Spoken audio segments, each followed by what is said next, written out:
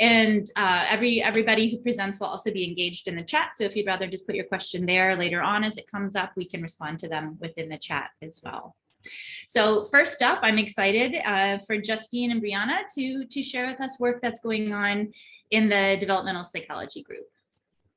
I'll turn it over to both of you.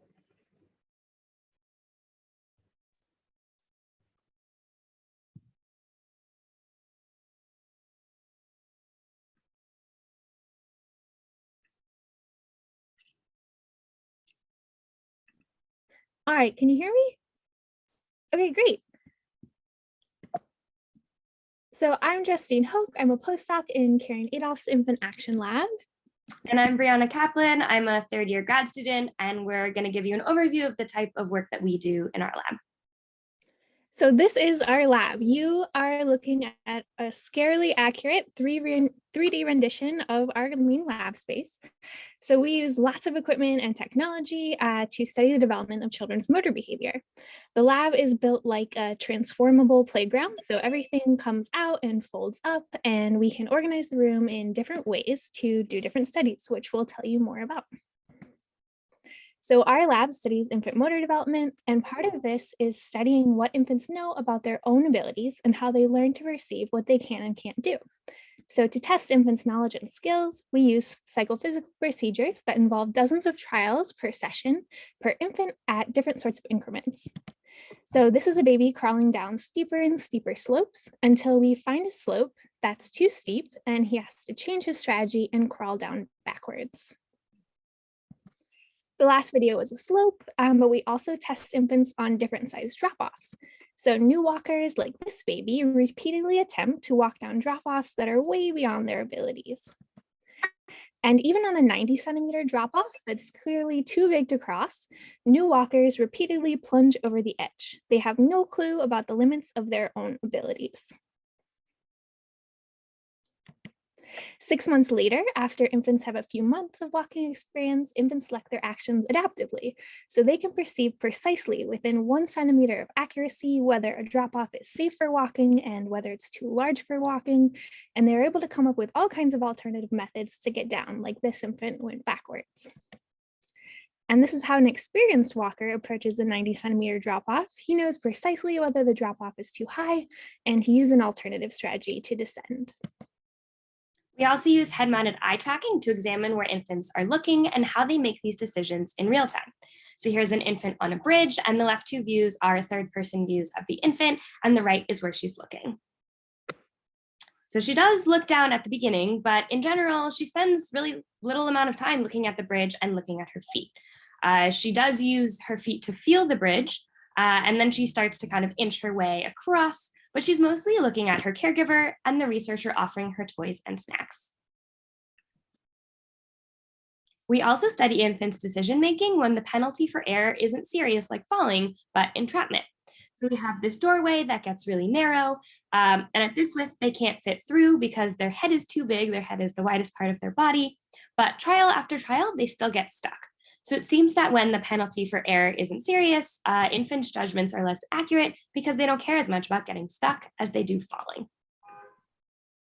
And it's hard to study the development of new motor skills in adults because they're already good at a lot of things. But one skill that's new or rusty to many adults is brachiation, so locomoting with the arms.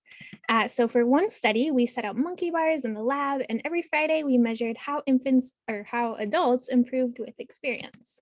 And this video is just really cool. This woman is a gymnast, and if you slow down the video, she actually has a flight phase, which is kind of like running, but with her arms. So neither of her arms are touching the monkey bars when she's mid-flight.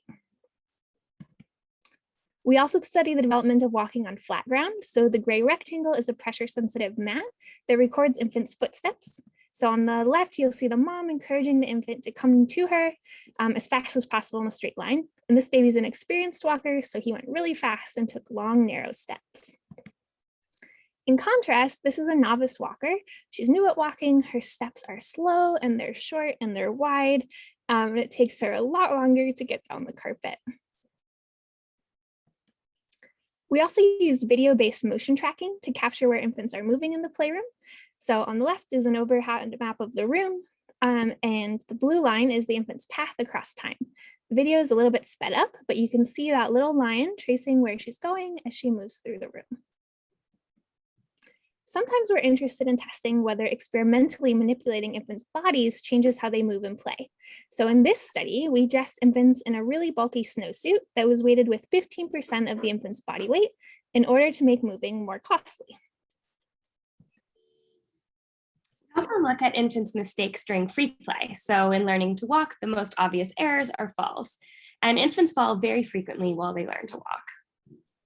But despite a high frequency, these falls are not serious for babies. They almost never cry and their caregivers almost never show concern. And they're back at play right away. So even after a big fall, infants are back at play within about 3 seconds. And this infant even brushes off her mother's concern. And this baby's mom doesn't even get off the couch after a big fall. And he's back at play again in 3 seconds. In some studies, we combine multiple forms of technology to study action planning. So this child is wearing an EEG cap, the head-mounted eye tracker, and a motion tracking sleeve on his arm.